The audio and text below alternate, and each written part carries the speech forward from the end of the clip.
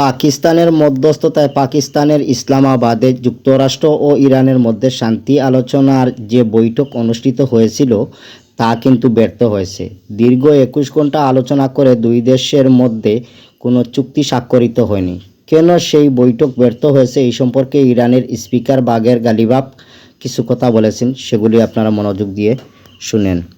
ইরানের পার্লামেন্টের speaker Mohammad বাগের গালিবাফ বলেছেন, ইসলামাবাদের আলোচনার সময় ওয়াশিংটন তেহরানের আস্থা অর্জন করতে পারেনি। প্রায় ২১ ঘণ্টা ধরে চলা এই আলোচনায় গালিবাফ ইরানের প্রতিনিধি দলে ছিলেন। রোববার ইসলামাবাদ থেকে চলে গেছেন ইরানের প্রতিনিধিরা। পরে এক্সে দেওয়া এক পোস্টে গালিবাফ লিখেছেন, আমাদের ইরানি সহকর্মীরা গঠনমূলক উদ্যোগ তুলে ধরেছিলেন, কিন্তু শেষ পর্যন্ত অপরপক্ষ আমাদের আস্থা অর্জন করতে পারেনি। ইসলামাবাদের আলোচনা ব্যর্থ হলেও আশার কথা হলো কোনো পক্ষই এখনও পুরোদমের সংঘাতে জড়ায়নি।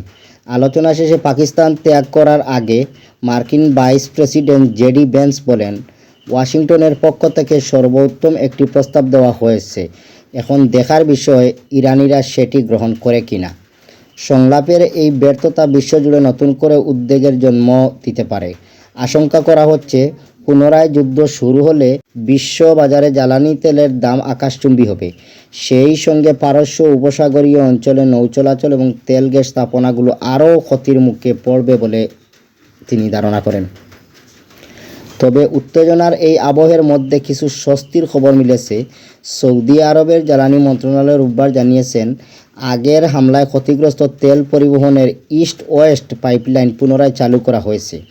অপরদিকে কাতারের পরিবহন মন্ত্রণালয় জানিয়েছে, তারা উপসাগরীয় অঞ্চলে নৌ চলাচলের ওপর আরোপিত কিছু বিধিনিষেধ তুলে নিচ্ছে।